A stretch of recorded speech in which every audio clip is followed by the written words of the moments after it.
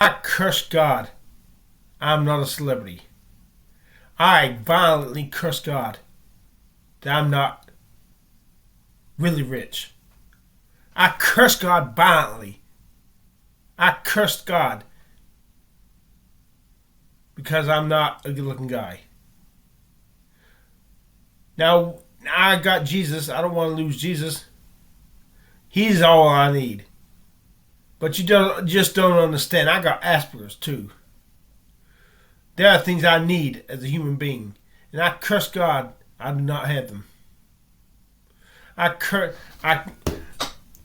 Money can't buy you happiness. That's goddamn bullshit. If I had money. No, that's true. Money can't buy you happiness.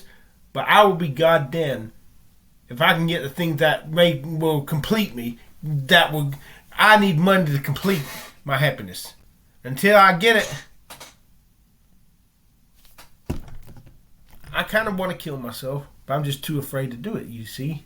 And there's always hope that I can get what I really want. But I'm going to do this video review of why celebrities are always suppressed.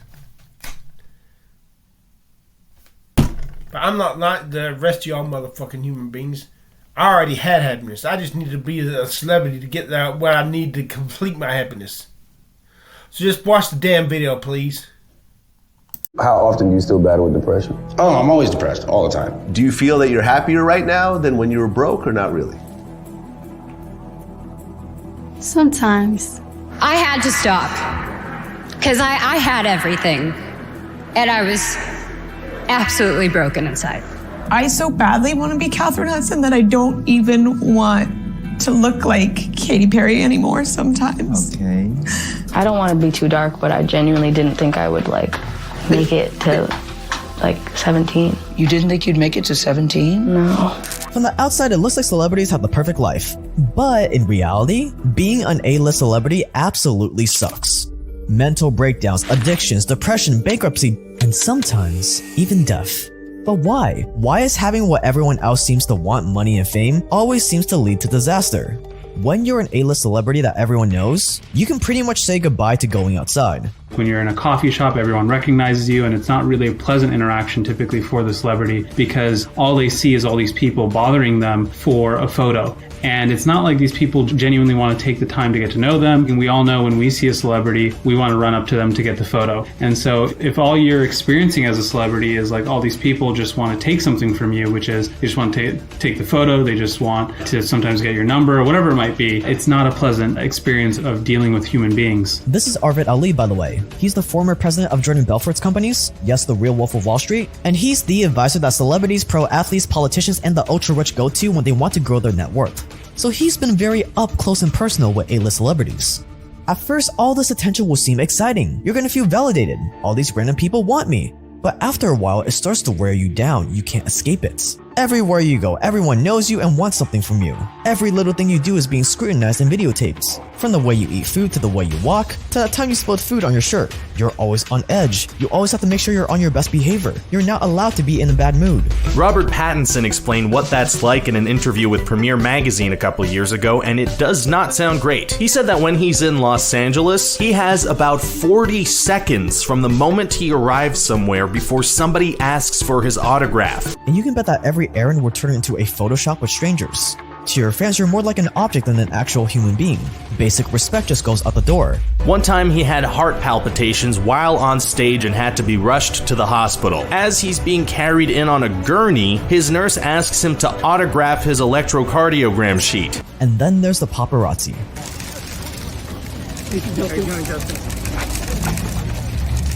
The bottom feeders of the celebrity world, whose job it is to trigger you. You can't see the cars. They got it. Get out of the way! I can't see! There are cars there, motherfucker!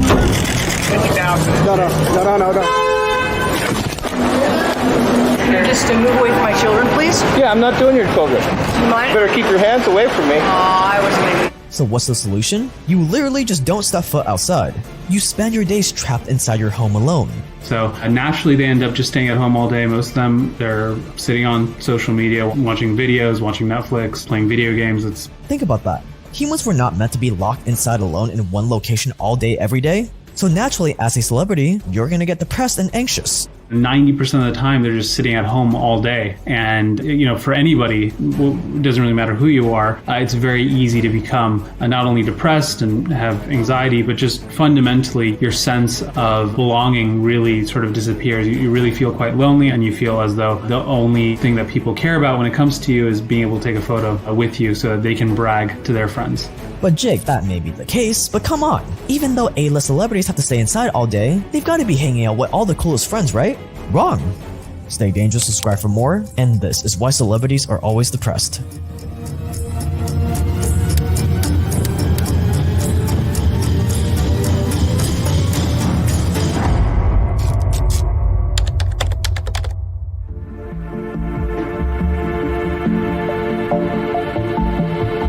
Since we're on the subject of famous people, do you know what Winston Churchill, Leonardo da Vinci, and Thomas Jefferson all have in common? They all use standing desks. Why? Because sitting down is actually one of the worst things ever for you. I work from home, and I find that when I'm sitting down too much, it cuts out the circulation in my legs. You get that aggressive arch in your lower back, your shoulders fold forward, giving you an unattractive posture. Sitting down is just terrible for you, which is why I've been using standing desks for over 6 years now. And I've tried a lot of brands, but when I got my hands on FlexiSpot's E7, I fell in love. The desktop has pre-drilled holes unlike other brands so you don't need to drill. The next thing I noticed is that unlike other brands that have cheap plastic physical buttons, FlexiSpot has this nice touchpad that is super quick and responsive. But my favorite part is that the motors are fast. Most standing desks move really slow, which is really annoying when you're adjusting the height all the time like I do. This has been one of my favorite investments in my health, and if you want to pick one up, today is the best day to get it because FlexiSpot is having a Labor Day sale with up to 50% off its products. So click the link below to get one now.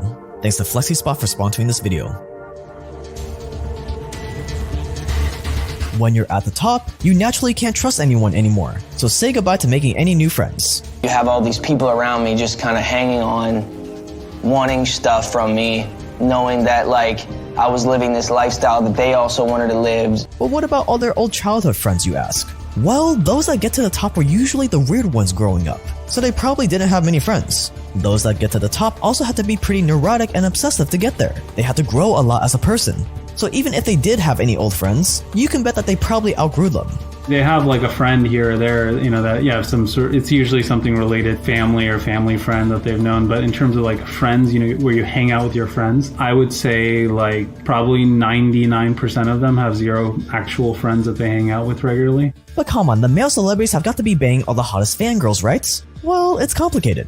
You have to think about it from their perspective. Every single girl that you get with as a male celebrity is a risk. There's a significant risk that they're going to try to take a picture with you. They're going to try to use it against you somehow, and they want you ideally to become, their romantic partner. So they'll do whatever. Oftentimes they'll do whatever it takes to try to cause problems so that you can become a romantic partner of theirs.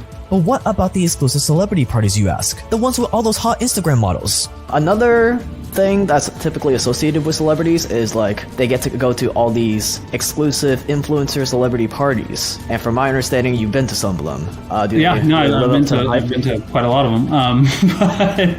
And it's probably the saddest parties I've ever been to. It looks really glamorous. It's amazing from the outside. The houses are just unbelievable, and the line, and they have thousands of models and stuff. And so it's a very dramatic situation. But inside the party, if you think about it, okay, so let's say you have 2,000 Instagram models and you have 50 male, top celebrities. It sounds like something crazy is going on, but practically inside the party, what you have is a bunch of Instagram models who are worried to be photographed doing anything, wrong, basically. And you definitely have all those guys who are very worried to be photographed doing anything wrong.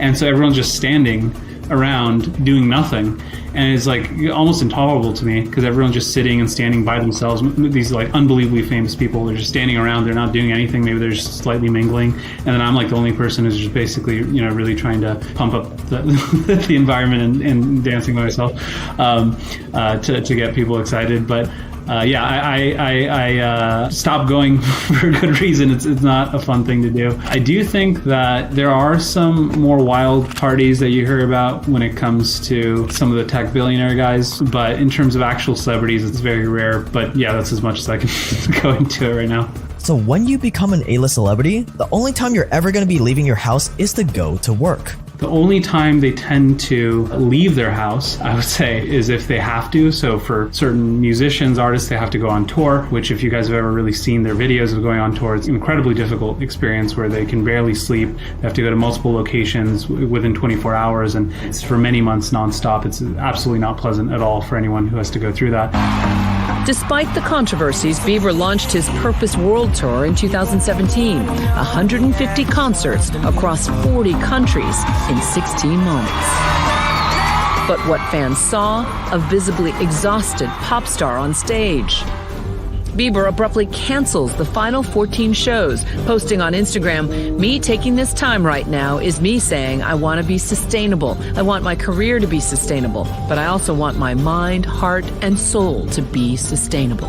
But come on, think about all the money, Jake. Cillian Murphy just got paid $10 million for Oppenheimer alone. That movie sucked, by the way. I will take tens of millions of dollars if it means I just have to stay home and have no friends. Well, think again.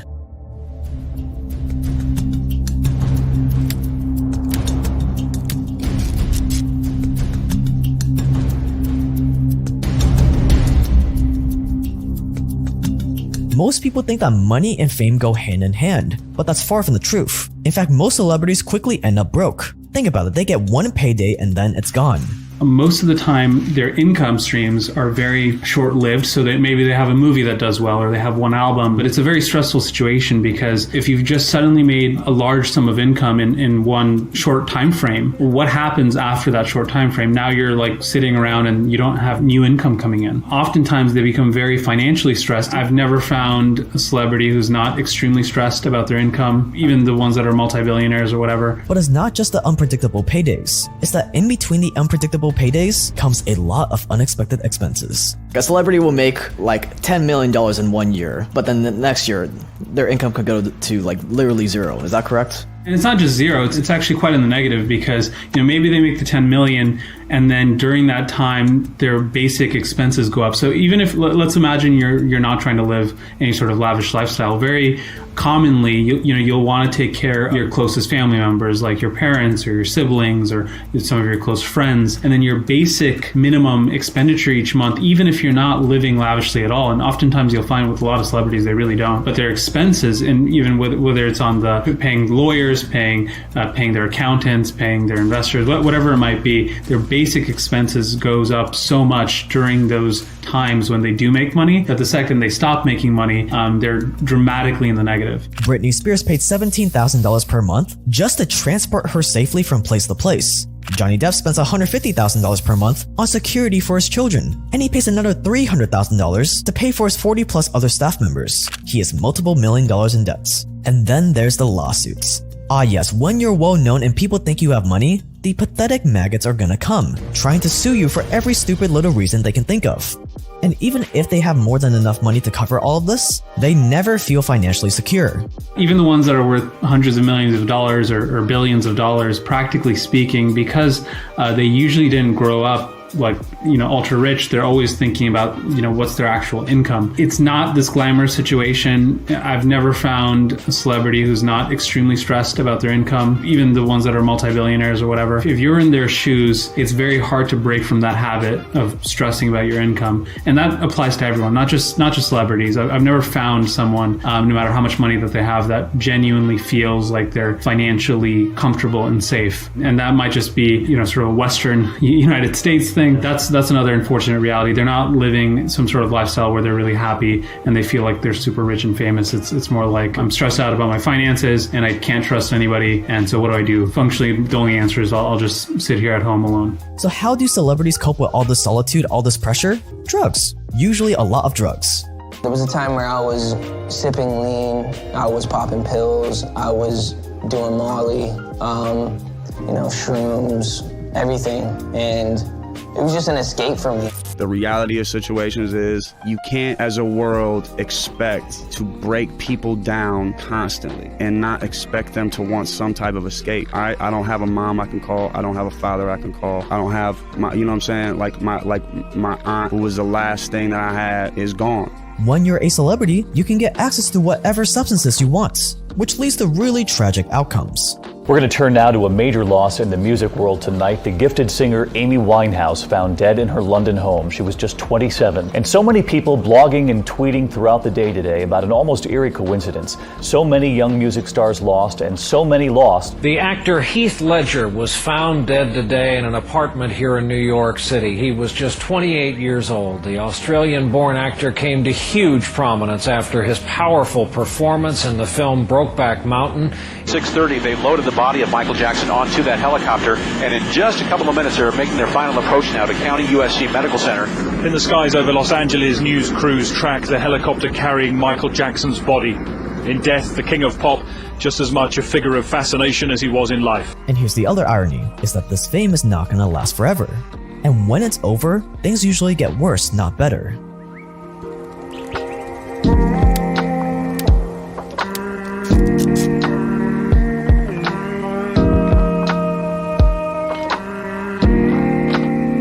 For the ones that make it out alive, fame is not gonna last forever.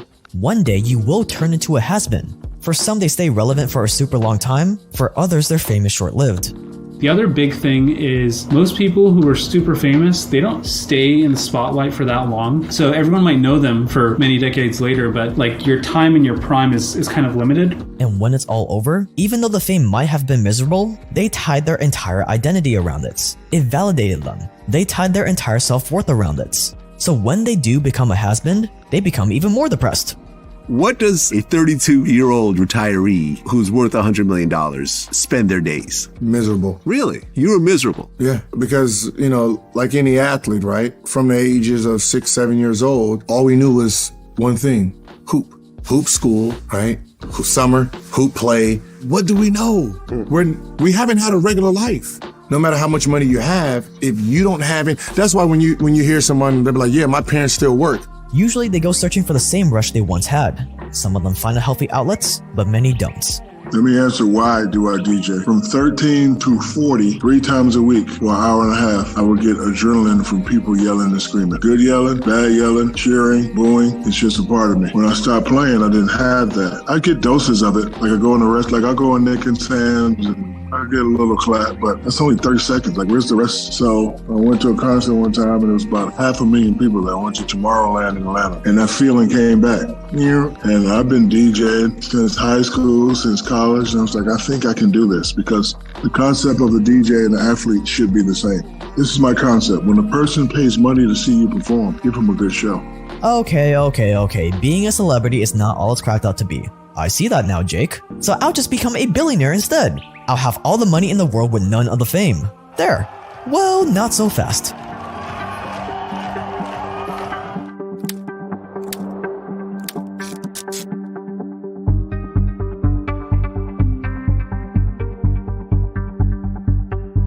Money without the fame. It sounds like a dream come true. But in reality, billionaires all deal with their own set of insecurities that gnaw at their soul. You have a situation where this person is extremely rich, let's say, at least on paper or whatever it might be, and then they see all these random other dudes, especially on the internet, who are really famous, who aren't nearly as rich, and so then they're super jealous and annoyed at all these not sort of fake rich guys out there who get all the fame and the attention, and so you have all these sort of billionaires who are typically sad that no one knows who they are. It's not like you can walk around the street if you're not a famous, billionaire. It's not like you can walk around the street and people bow down to you as if they know who you are, and they wish they could get some respect from people because they're some sort of a big time silent success. Think about it. What if this guy walked past you on the streets? Would you recognize him? Of course not. He looks like another generic old dude. Are you gonna run up to him and say how much of a big fan you are of him while he's out on a date with a girl he's trying to impress? No. But you wanna know who this man is? That's Amancio Ortega, the man behind Zara with a net worth of $90 billion. And here's the thing, even if these billionaires wanted to get famous, they literally can't. It's a big negative for them to be well known for many different reasons. Oftentimes that has to do with how they actually became a billionaire, but definitely, you know, if they become well-known billionaire, then they're just going to get sued all day, every day by random people. It's very common for them to have to spend tens of millions of dollars, you know, just protecting themselves from all these frivolous lawsuits, and it's just not a safe thing for most billionaires. So practically speaking, like, the odds that you're going to want to be well known as a billionaire is very low. But then at the same time, it's this weird irony where you wish everybody knew you and respected you, and so then you treat everyone kind of poorly, for lack of a better term, because you wish they respected you oftentimes, but you know they don't. So that's what it's like to deal with billionaires, to deal with just famous people. It has much more to do with like sort of the COVID loneliness, and you almost kind of just feel sad for them, and then they're stressed out because they're worried about their income. And the billionaires, this other thing. The one big overlap is both of them are extremely worried about their income all the time.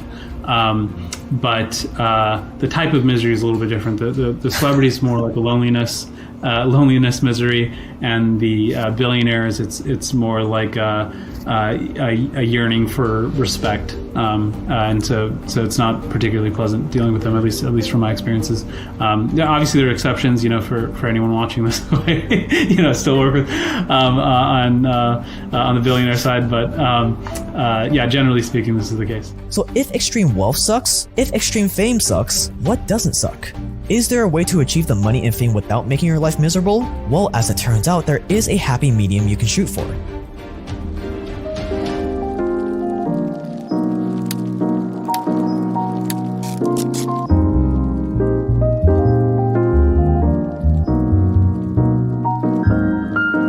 I think it's great to be narrowly famous within a very specific niche. For example, like if you are a YouTuber, or if you are even a singer, whatever it might be, if you have an audience, and it's not even ideally it's not an insanely large audience, like 10,000 people love you, so to speak, online or wherever. Those are the people that really have the best situation, where they just get to deal with their true fans, and they don't really interact with them in person all that much, but like their online interactions are nice, and then in real life they get to just experience real life whenever they want to. And then if they really, really want to, they can just create some sort of fan specific experience once a year and have that as a very fun thing to do or something like that. But they get to have the best of both worlds, in my opinion, which is like they get to have a normal real life and not deal with any of the problems, and at the same time they know that there's thousands of people out there who do really love them and their content, and there's no real downside. So I think that's a nice happy medium. But you never know, like if you're just good at becoming famous, then you're probably just gonna keep getting more famous. I would say that there are two routes that I found that work. You really do find some sort of work where you genuinely enjoy the work regardless of the income, but it is still, you know, something that's a profession, meaning you really can make an income from it. I've generally found that, like, you know, almost for most professions, if you really do like it, it is very doable to at least, you know, get into six figures in income. Let's even say you love doing video editing. You know, you can work for one person as a video editor, or you can, you know, multiply yourself and work for a few people as a video editor. So there's always a way to increase your income over time, regardless of what profession you really like.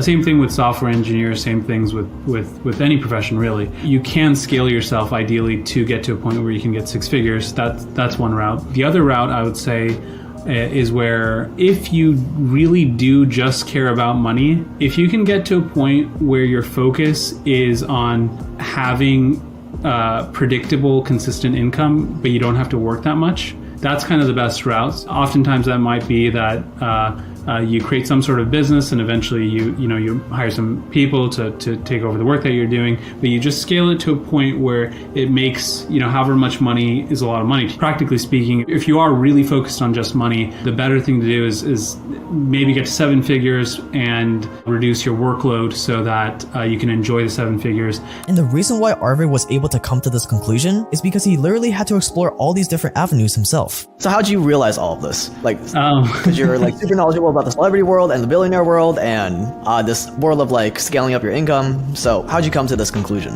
I was mostly obsessed from a very young age to just figure out how I can retire early, because I myself was actually depressed since the age of 5. So my obsession was like, okay, I hate school. I never want to work. First went into Silicon Valley, and then I was like, oh, this is cool. All these young people are getting rich here. I can get rich as a young person. And for me, it ended up being I created a consulting firm in Silicon Valley where I served as a consultant to around 50 to 55 super fast growing startups. 6 of them ended up becoming worth well over $1 billion. And I helped a lot of those companies out at the early stages. And then after doing the consulting firm, I then got into the sort of Hollywood celebrity world just by accident. But it worked out for me because it fulfilled a lot of my requirements. I was like, okay, this is great. I can get even richer being in this world of celebrities.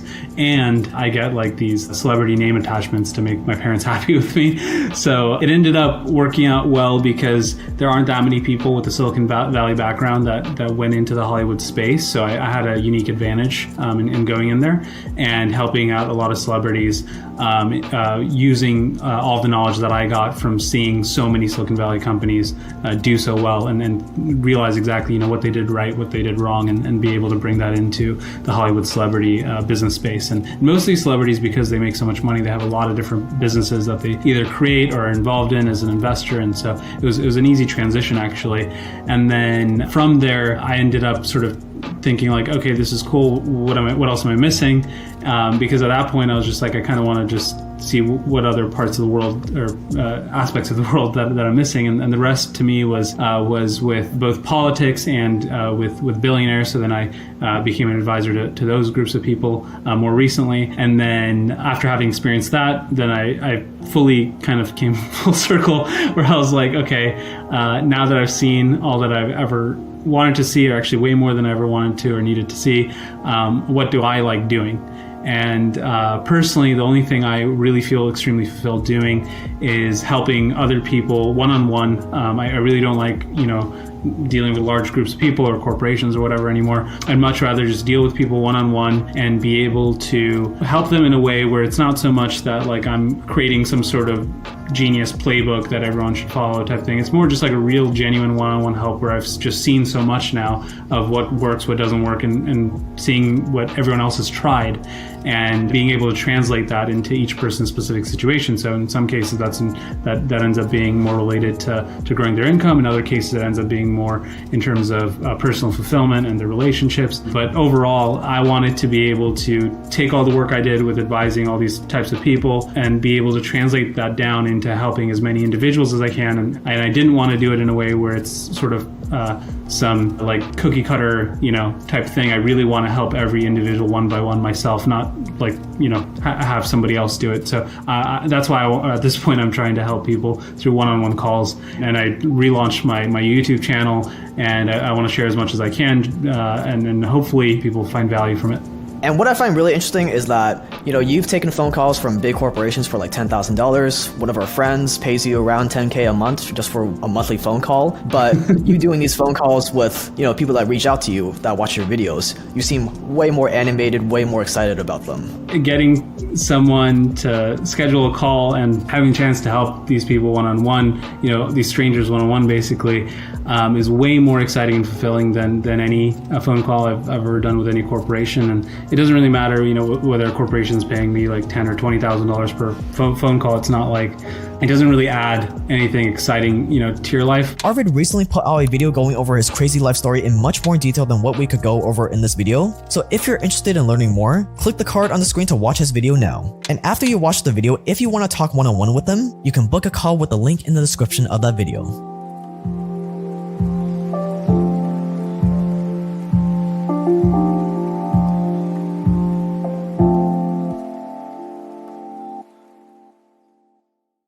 Video I just saw. I take it the video is talking about celebrities are unhappy. They put all their eggs in one basket. Being a celebrity. The crowd's chanting their names. Big money. When they get all that, they find when they're all alone, they're just another human being. They're still the same old person they were before they became a celebrity. Just more people know their names. They can't get any peace and quiet because people are always superficially trying to get an autograph or take a picture with them. Acting like they care, but not really giving a damn about them as a person. And that's why it sucks to be a celebrity. So Chris, somebody's telling me, you don't want to be a celebrity. But here's where you're fucking dead wrong, bitch. I have something that made me happy. If I became a celebrity, before I became a celebrity, I had something. I had my childhood. I had my family that loved me. I still got them, but not some of them have died. I had my trails in the woods at the end of the road of my childhood home. I had all this, my childhood home. I wanted to become a celebrity because I want to be a good looking. I used to go to the wall when I was 13 years old and see all those top notch blonde girls that were impossibly good looking. And I wanted nothing more than for them to notice me. So whenever I was with my parents and there was top notch girls around, I would start talking a little louder. Start getting all hyper. Daydreaming about these girls noticing me. Or at least one of them. But alas, as I grew up, I came to realize I wanted to be as good looking to them as they were to me, you see. But by the time I was 19, 20, 18, I came to this devastating reality. I am not good looking like that. But I found I could get attention from the girls when I got up to sing and rap. And added to that, if I could become a famous rapper, rocker, rich, I could get the cosmetic surgery so I could correct my not being a good looking guy and become a hot guy. Get the hair transplant. And back in the day before I lost everything I love, I still had the hope of one day becoming a celebrity and making money and going back and buying my childhood home that I grew up in from when I was 1 year old to when I was 22 years old. I had the hope of buying the woods at the end of the road where I had blazed the trail after my grandma passed away. Those woods had so many childhood memories. That house at 1410 Farmgate Road. My dream was to live there again with all the things from my childhood. My desk my grandma gave it to me when I was 5 years old. My old VH1 cassettes. Everything that connected to me, that connected my sweet childhood, so happy past with my awesome present reality and my future.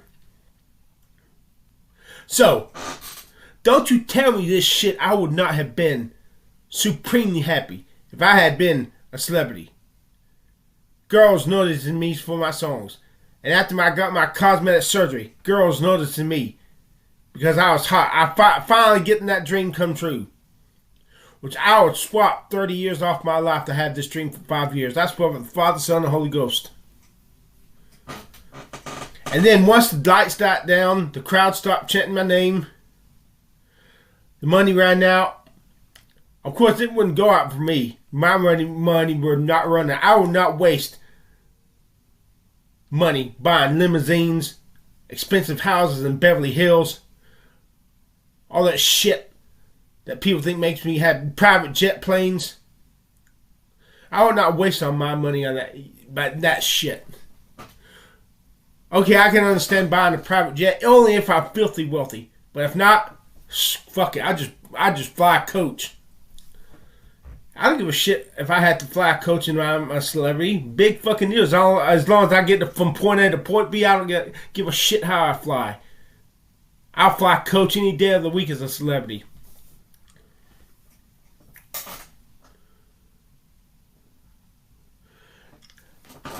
Then after all this faded away, as I was saying, I would have my trail in the woods that I created in honor of my grandma when she passed away. These woods that connected me to when I was 12 years old in those woods. First going there, which was at the end of the road in my neighborhood where my childhood home was. Where I have so many memories with my mom, my dad, growing up as a 3-4-year-old kid. The next door neighbors, my grandparents coming over. The thousands and thousands of memories. The neighborhood kids coming over to play Nintendo with me and my brother when my brother got a Nintendo and they didn't have a Nintendo. Man, those were good days.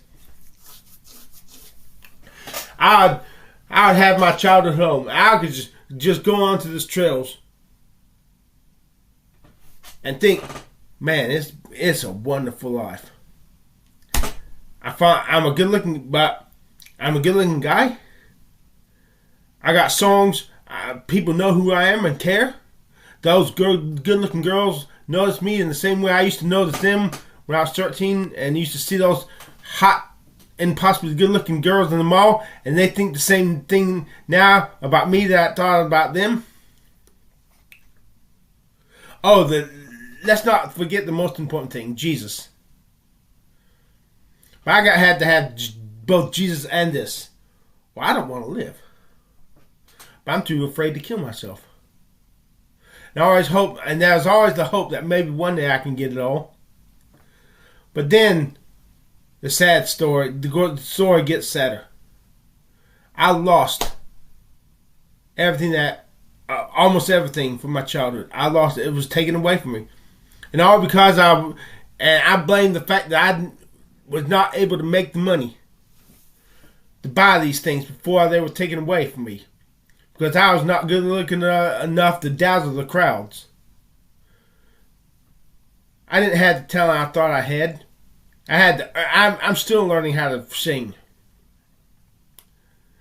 And sometimes I curse God violently for this, being a nobody. I curse God violently.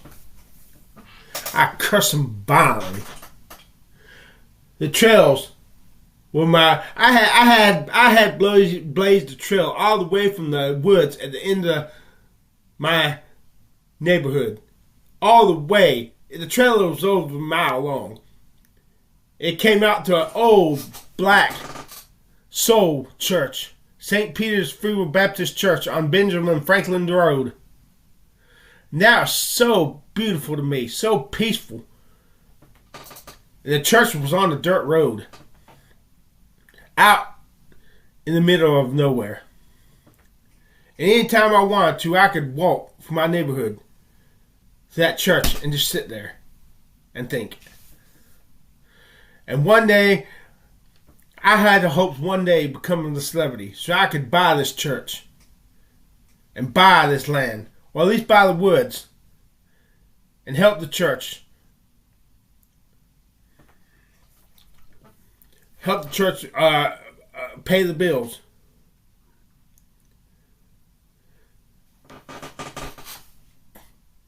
The woods got logged out. Felix Harvey, the dirt road was ripped up, and they paid Felix Harvey Freeway. Now Felix Harvey in Kinston, North Carolina, was a crook, and he took advantage of people, and he took their land from them, widows, old people, people who couldn't afford it. And they named the freeway after him. Son of a bitch.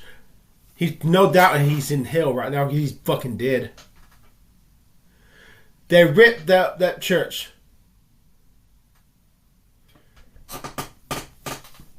They ripped the church, tore down.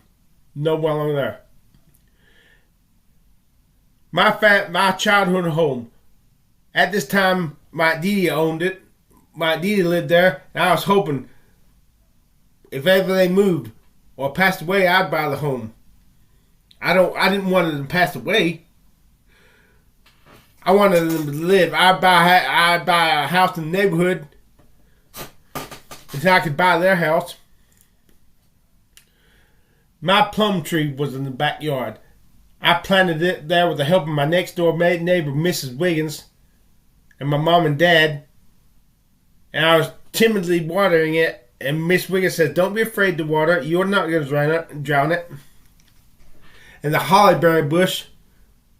But Milton Fields, when my Dee moved out because the shitheads in the neighborhood were bothering her because she was white and they were black, Milton Fields took over the house. And he cut down that plum tree I planted in the backyard. He cut it down. He cut down the bushes in the front of the front yard. He made it a house I didn't recognize anymore. And all because I was too late. I couldn't get the money I needed so badly soon enough by being a celebrity. So anyway, when people tell you money can't buy you happiness, they're full of shit. At least they are in my case.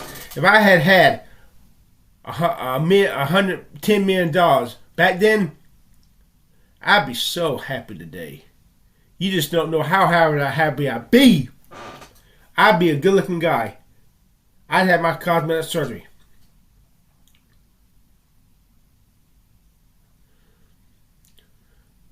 I'd have songs being played on Sirius Radio. Long after my star faded away. It would be such memories to go into a restaurant and hear one of my songs playing and thinking to myself, these people don't know that I wrote the song, that I sung the song. It's funny. What would they do if they knew that the song they're listening to is my song with me singing? What would they do? I love it. I love it. What would they do? Should I tell them or should I just find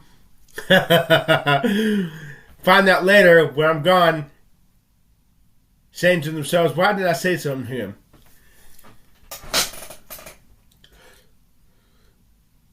Right now, the only thing left I want from being a famous celebrity is money, so I can get cosmetic surgery, my hair transplant, so I can be a good-looking guy. And money so that when the U.S. economy goes bankrupt, I can afford my medication. So I don't have to have another stroke or die of high blood pressure. So I can maybe get stem cells and repair the woeful damage that has happened to me because of my stroke. When I had my stroke, that was a dark day indeed. All I can think about, will I be able to rap again? Will I be able to rap again? Because if not, how am I going to get the money to get my cosmetic surgery? How am I going to get the money to buy my childhood home? If I get the money, I miss my trail. It's not all there anymore. The church is gone, so what the fuck does it matter? They killed the spirituality of my trails. They plunged my light in the darkness. And they do not give a damn. So I curse. But if I have any spiritual power, I curse those responsible. I curse the man who ran me off the church parking lot. It was a grass parking lot. The very last time I saw that church. He's like, get out of here. You don't belong here. This is not yours. I curse that man. I hope that man succumbs to the same aggressive prostate cancer that killed my Uncle Mark. 30 minutes before Christmas Eve. 30 minutes before Christmas Day, 2011. I curse the city of Kinston. I curse. I let my curses flow over the state of North Carolina, Kinston, North Carolina, till I get at least the money so I can get the cosmetic surgery. And right now, the only thing left that makes me really happy is if I can become a good-looking guy. Those top-notch girls had the long forms. That makes me feel complete with my elbow to wrist so longer than those alpha females. I'm not gonna get into that. I'm not going to get into that right here. Some other fucking time. But now, if I become a celebrity, it's not going to be what it would have been had I become a celebrity back in 1999, and could have bought the trails and paid off the state government to move Felix Harvey Freeway 100 yards further north, thereby sparing the St. Peter's Free Baptist Church. I could have bought the house at 1410 Farmgate Road before they cut down my plum tree and the maple tree that my mom used to love when I was 6 years old, and the hollyberry bush that my dad and his best friend Doug Jones planted when I was 2 years old.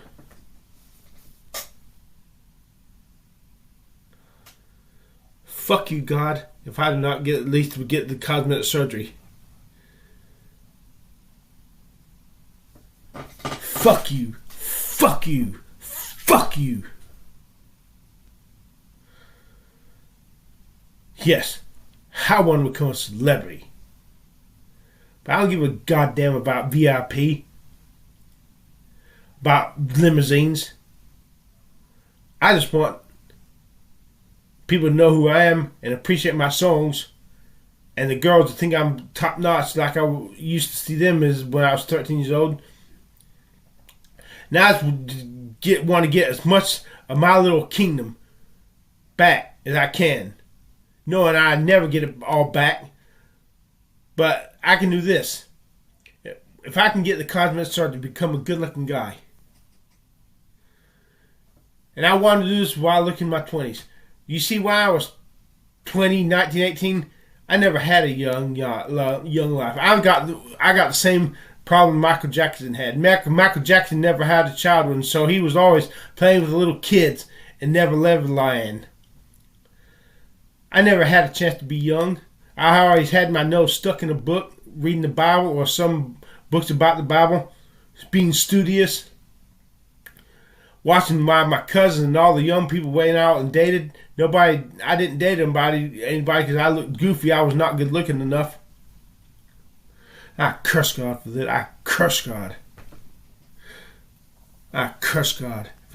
I curse God if I look like this, pudgy, if I do not look good. He's going to judge me. Hey, I'm not happy. What the fuck does it matter? Just let me get in heaven by the skin of my fucking teeth.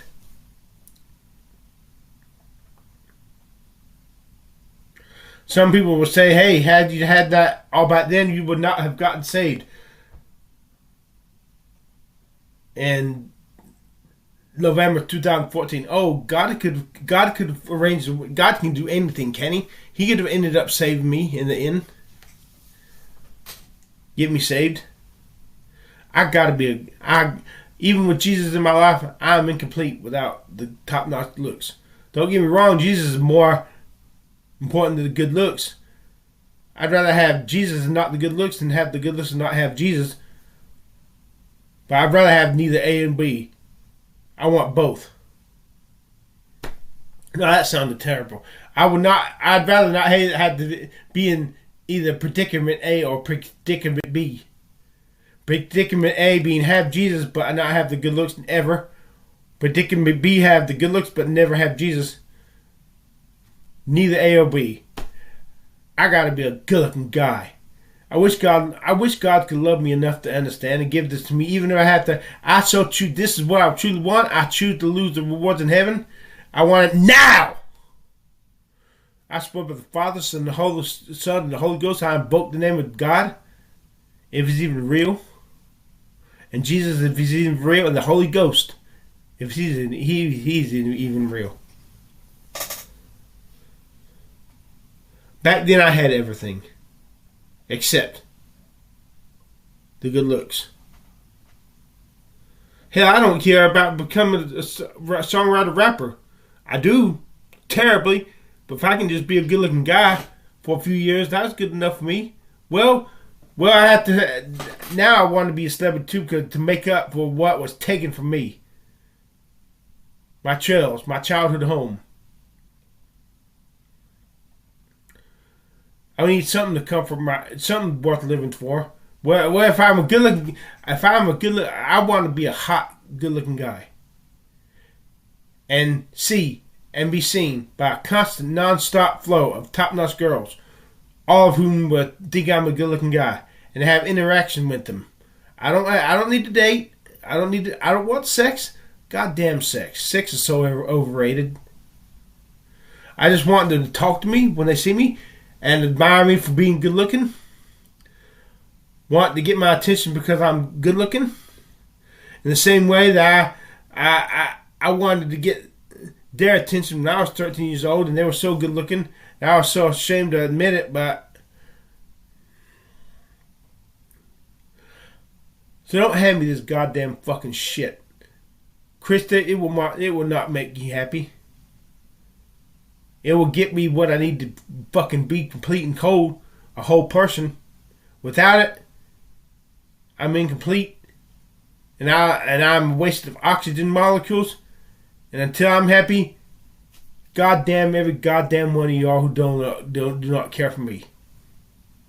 I curse every one of y'all who are not donating to my stem cells. I curse every goddamn one of y'all. And why do I curse y'all? Because if I was a good looking guy, those good-looking girls would be pouring money into my bank account so I could get the cosmetic surgery. I curse God if I'm pudgy and fat. I curse God if I'm not good-looking. If I do not become good-looking. And I curse God if I look middle-aged. And I curse God if I do not get my dreams. I curse Him. I curse God. I don't want to curse Him, but hey, I gotta curse something. So I gotta get my anger out on something. I could work as hard as I could. I still wouldn't get what I want without a helping hand. And y'all don't give a good fuck. So fuck y'all goddamn motherfuckers to hell where you belong for not caring for me. Fuck you. Fuck you. And fuck God too if I do not get this.